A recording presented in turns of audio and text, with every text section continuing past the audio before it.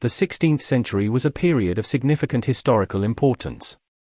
At its outset, worldwide trade networks were expanded and new areas were colonized thanks to explorers, like Columbus, Gama, and Magellan, sponsored by the Portuguese and Spanish rulers, who divided between themselves the vast area of the still untouched and unknown non-Christian world.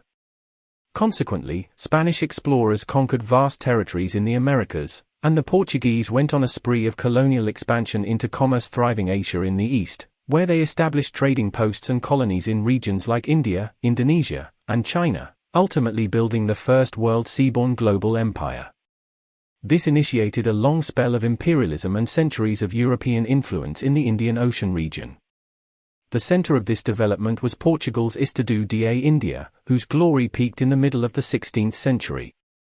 Let us go back in time and figure out how the miracle happened. At the time of Albuquerque's death in 1515, the Portuguese were no longer a disorganized band of poor soldiers and merchants attempting to wrest control of the established trade routes of the Indian Ocean, but a formidable naval power, thanks to their clever use of amphibious warfare and the conquest of strategic port cities such as Goa, Malacca, and Ormuz. Though they avoided meddling in the internal politics of Africa, Arabia, Persia, or India, they were still able to establish themselves as the dominant power in the region by increasing the shipment of spices, mainly peppers, to Lisbon and ultimately crashing the prices there as it was neither a major consumer nor a trading place. In 1515, King Manuel made the ingenious decision to move the sale of the spices from Lisbon to Antwerp, the center of northern European commerce, and sell through agents.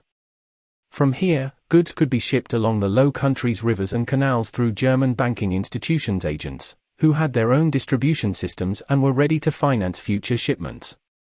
Further, Antwerp had good credit and insurance facilities and had commodity exchanges for iron, copper, and silver. Here, naval masts, timber, canvas, and cordage could be bought along with the armaments from German and Dutch armorers and gun founders. Soon, King Dom Manuel's credit looked limitless, and incoming pepper shipments financed the gradually increasing requirements of Carrera da India. From 1510 to 1520, an average of 10 ships set sail for the east, bringing with them hundreds of troops, plenty of cut stone and weapons for the fortifications, and copper and silver chests for spice purchases. Strong ties to the Low Countries became an integral part of Portuguese culture. However, the commercially hungry and technologically advanced shipbuilders of the Low Countries gained access to the knowledge and experience of the East's affluence and its trade, which ultimately proved catastrophic for Portugal in the long run when conflicts with Dutch East India started. But the immediate threat surfaced unexpectedly on the Western Front. In 1517, the Ottoman Turks invaded Egypt, overthrew the Mamluk Sultanate, quickly occupied the towns along the Red Sea coast, and found themselves in a good position to interfere in Indian Ocean politics, either directly by launching a war fleet at Suez or indirectly by supplying weapons and soldiers to Asiatic rulers. The Portuguese responded quickly to the Turkish threat by sending an expedition under the command of Albugaria, the new Goa governor, which arrived in Jeddah with his large armada. Not much was accomplished during the mission, and they even missed the chance to capture Aden because, on his way forward towards the Red Sea, Aden surrendered to the Albugaria's powerful naval fleet. But by the time he returned, they had fortified and defended themselves. While coping with Ottoman concerns, new challenges arose in the Far East, originating from Portugal's neighboring state, Castile. In August 1519, Ferdinand Mogalés, a dissatisfied Portuguese explorer, set off from Seville with 5 Castilian ships and discovered and crossed the dangerous Magellan Strait, accomplishing the first Pacific voyage. They arrived in the Philippine Islands in 1521, where Mogalés was killed in a conflict with the Mactan people. Sebastián del Cano took charge of his fleet in November 1521 and sailed for home around the Cape of Good Hope, leaving one ship with crew in the Moluccas and claiming it on behalf of Castile. This was alarming for Portugal, as after conquering Malacca in 1511, the Portuguese discovered the huge economic world eastward towards China, a place as complex and potentially as rich as the Indian Ocean itself. In 1518, a Portuguese fleet under the command of Simão de Andrade visited Canton. But they enraged the Chinese by kidnapping Chinese children and fighting the Coast Guard, who labeled them as Japanese pirates, and barred them from entering Chinese ports. The Portuguese turned towards the Moluccas, and made an agreement with the monarch of Ternate to create a factory that would sell cloves only to Portuguese crown agents.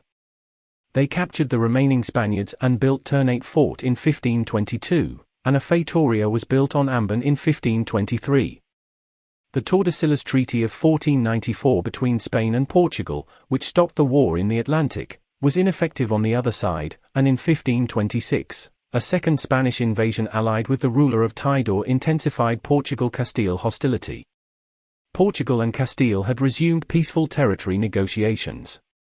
After the death of King Dom Manuel in 1521, his successor, Don João III, wanted to continue the Castilian royal family marriage policy, so they planned to marry each other's sisters. Charles, the Castilian king, was focused on Europe and neglected the New World and Asia. He settled all issues with Portugal, including the Moluccas dispute, for a fixed payment in gold and signed the Treaty of Zaragoza in 1529. While the Red Sea and the Moluccas were in the spotlight, Don João III rehabilitated Vasco da Gama, who had been marginalized in the court by the Albuquerque faction. In April 1524, he was sent back to India for the third time to strengthen the system, which had been severely weakened by corruption and private trade. Viceroy Gama investigated the Estado de India's finances and arrested his predecessor, Duarte de Menezes. However, the viceroy died in November 1524, only 3 months after arriving in the East, leaving the crown's centralized control problems unresolved, whose main issues were the distance from Lisbon and the appointment and control of the viceroy. Furthermore, Estado de India had now grown too large and complicated for one person to manage. Therefore, as per the Castilian tradition, besides the viceroy, the most significant position of treasurer was created, who reported directly to the king and served as a check. It was partly successful, but often there was bitter hostility between them. The terms of every viceroy and fortress captain were also fixed for only 3 years. Moreover, to run a highly centralized administrative system for the enormous enterprise, the requirement of a land-based center emerged, and this was fulfilled by the complete conquest of Goa. But the transformation didn't happen all at once. Cochin, where the pepper fleets were loaded, was technically not a Portuguese city but continued to serve as the headquarters. Also, Goa's location and susceptibility to enemies occupying the opposing banks of the two rivers were challenging issues. In 1532, the seat of government was formally moved to Goa, and 2 years later, the city became a bishopric. By 1534, Goa's hinterland had been acquired for safety, taxes, food, raw materials, and labor. Goa also had a state-of-the-art naval dockyard where, in addition to numerous ships built for service in the Indian Ocean, a number of long-haul big naus were also constructed for use on the Carreira da India between Lisbon and Goa. The captaincies of Mozambique and Sofala, Ormuz, and Malacca had been 3 of the 4 pillars on which the Portuguese had intended to build the imperial structure. Although the 4th, Aden, had never been captured, these 3 were to remain the most valuable and prestigious of the Portuguese captaincies, and one of them, Mozambique, was to survive long into the 19th century. Each Portuguese fortress had a captain, a permanent garrison, and ships to enforce cartazes, which also regulated local commerce. Despite being nominally under the orders of Goa and Lisbon, these captaincies gained significant autonomy and began to act independently, growing into powerful potentates. Poor communications, especially during the monsoons, were the main reason. Sofala, in eastern Africa, proved a great disappointment as, initially, the amount of gold traded was considerable, but it fell off sharply in the second decade as the gold traders moved their operations to Angoche, and the wars in the interior also interrupted the supply of gold to the gold fairs. However, Portugal's overseas business remained important in East Africa, due to 2 factors. First, the growing importance of Mozambique Island to the fleets of the Carreira da India, and second, the rapid expansion of the ivory trade. By 1515, Mozambique Island had established itself as one of the most important ports, as fleets leaving Lisbon usually called at Santiago in the Cape Verde Islands before sailing directly to Mozambique Island, rarely attempting to stop en route at the Cape or at St. Helena. The naus carried little commercial cargo on the outward voyages and were usually loaded with artillery, provisions, and, above all, people, soldiers, convicts, missionaries, and administrators bound for Goa. The overcrowded ships with poor facilities on board that reached Mozambique usually had crews that were sick and seriously depleted. The ships themselves were often in a poor state after weathering the storms of the South Atlantic. So Mozambique had to provide for all the varying needs of the fleet. Frequently, individual ships, and sometimes whole fleets, had to wait in Mozambique for months until there was a favorable monsoon. After the erection of a fort at Ormuz in 1515, leaving Shah in nominal charge and receiving substantial annual tribute, the principle of cycles of raids and plunders continued in the Gulf, in southern Arabia, and in Hadramaut. Portuguese ships attacked Bahrain and other ports in southern Arabia in 1521. But in the Far East, Malacca held a key position in the straits and attracted much of the trade that passed between India, Indonesia, and China. However, it was extremely vulnerable because it needed to import food from neighboring states, so the Portuguese protected various states along the Malaysian and Sumatran shores. Malacca was also subjected to takeover efforts by the Sultanate of Johor in 1517 and 1525. Malacca merchants prospered well, and official crown ships made regular trips to Coromandel and Bengal, but under the Portuguese, Malacca was basically a base from which a Portuguese military class could prey on Asian shipping. The trade in cinnamon, elephants, and precious stones from Sri Lanka was one of the early Asian trade branches identified for crown control. In 1518, the Portuguese used their naval power and weapons to reduce the Kot king to a client king who paid homage to Portugal and built a fort. However, the Portuguese were unable to control cinnamon production or establish a colony on the island beyond the town's walls. The trade-rich Gujarat connected India to the Gulf and Red Sea, making Diu a major commercial port in the western Indian Ocean. In 1509, Almeida ransacked and contained Diu for working against the Portuguese. And after the death of Diu's maverick admiral in charge, Malik Ayaz, in 1522, Portugal's long-serving viceroy, Nuno de Cunha, intensified pressure on the Sultan of Gujarat for a Diu takeover to fulfill the plan of their kinsman Albuquerque. Consequently, after the defeat by the Mughals in 1535, the Sultan allowed the Portuguese to build a fort at Diu. In 1537, with the Mughal menace gone, Sultan Bahadur tried to reclaim the port. The Portuguese killed Bahadur Shah when he visited Nuno de Cunha in his flagship, and the Portuguese captured Diu. By 1538, the Portuguese ruled the Bombay-Diu Provincia do Norte, which stretched from Bombay to Diu. When Suleiman the Magnificent took the throne in 1520, the ambition of resuming the spice trade through Ottoman-controlled Suez and Basra ports resurfaced. Turkish soldiers first garrisoned Red Sea forts, began building a navy at Suez, and attempted to help Indian Muslim rulers who opposed the Portuguese. It was against this background that the Portuguese acquired the forts at Bais Ain and Diu to defend against a possible Ottoman offensive. Accordingly, in 1538, a eunuch, Suleiman Pasha, led Turkish forces with artillery to help a determined Gujarati assault regain Diu. After taking Aden, Suleiman's troops went to Diu and bombarded the Portuguese bastion for a month before retreating. Turkish naval offensive successes were mixed. They failed to dislodge the Portuguese from Diu, but with Aden on their side, the Red Sea became a true Turkish lake.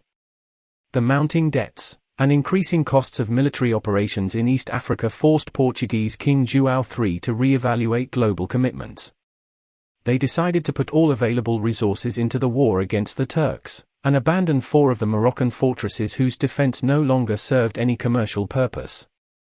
The new viceroy, Estevão da Gama, was ordered to destroy the Turkish fleet in Suez, and eventually a large fleet was assembled in December 1540 to raid the Red Sea. This is one of the best-remembered episodes in the history of the Portuguese Estado da India. The fleet assembled at Marsawa on the African shore and then proceeded to Suakin, which was burned and plundered. Part of the fleet then returned to Marsawa, while the rest sailed on to Suez, where the Turkish ships proved to be securely based and inaccessible.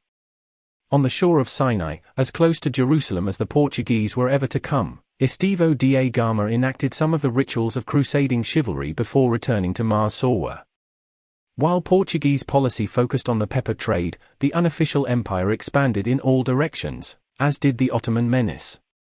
Many illegal trade communities, like São Tomé de Meliapore in southeastern India, became as rich and spectacular as the Estado da India's fortified capitals. However, behind them was a more disorganized settlement. These were the scattered communities of Christian converts, convicts, and deserters, mixed-race communities, and individual adventurers who found opportunities as mercenaries fighting in Burma's wars, pirates in the China Sea, or contraband ivory traders on East African islands or river estuaries, missionaries converted pearl fishers on India's southeastern coast. The single most important reason for the growth of the unofficial empire was private trade. Further, the China Sea contraband traffickers and pirates established one of the strongest Portuguese communities as contraband commerce with China yielded great profits, and so many Portuguese, Japanese, and Muslim shipowners were willing to accept the risk. Silver and other commodities were traded for silk, china, and other Chinese luxury goods by local officials. Some Portuguese businessmen visited Japan in the 1540s, and quickly gained influence with provincial daimyos who wanted Portuguese weaponry. The discovery of Japan, around 1543, was to be the last great achievement of Portuguese maritime exploration. In the 1540s, however, the center of official Portuguese activity in the Far East remained the fort at Ternate. The local sultan's position was constantly under threat from the rival Sultanate of Tidore, so the Portuguese presence in Ternate depended on an alliance with him. In theory, the Portuguese captains were supposed to operate a crown monopoly in the export of cloves, but in practice, the Ternate settlement became the base from which missionaries, private traders, and the followers and clients of the captains established an unofficial network of Portuguese trade and influence throughout the eastern Indonesian islands. The 1550s experienced the peak of the Estado da India, with 5 or 6 700-ton naus sailing from Lisbon each year, carrying chests of silver, artillery, guns, and provisions for the many soldiers, fidalgos, and missionaries moving east and returning ships bearing pepper, spices, cotton, silk, jewels, and other luxury commodities. Crown monopolies like spices, gold, ivory, and horses were the main revenue sources. In addition, a lucrative crown voyage network was developed, with the commencement of yearly commercial ships captained by an officer traveling along a designated route on which private merchants could buy cargo space. Many Asian shipowners accompanied government convoys, kafilas, from the Indian coast to the Persian Gulf after buying cartazes. The structure had grown extremely complex, with some 50 fortresses protecting Portuguese trading factories in the larger commercial towns. Some of these chartered towns were self-governing, but others, such as the important pepper ports of Cochin or Colombo, remained formally under the control of a local king allied with the Portuguese. Work had begun on the great fortress of Cerro Sebastia in Mozambique, from where the captain controlled the commercial life of thousands of miles of East African coastline. The Red Sea, Gulf, and northwestern India were for a long time the most contested areas. Portuguese control over the Gulf began after the Turks were defeated. Muscat and Bahrain were fortified, and the Portuguese dominated the region from the fortresses of Ormuz and Diu.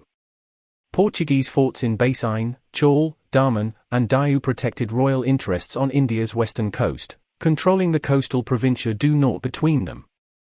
The newly acquired territories around Goa served to defend the capital, and most ports south of Goa feature Portuguese forts or enterprises.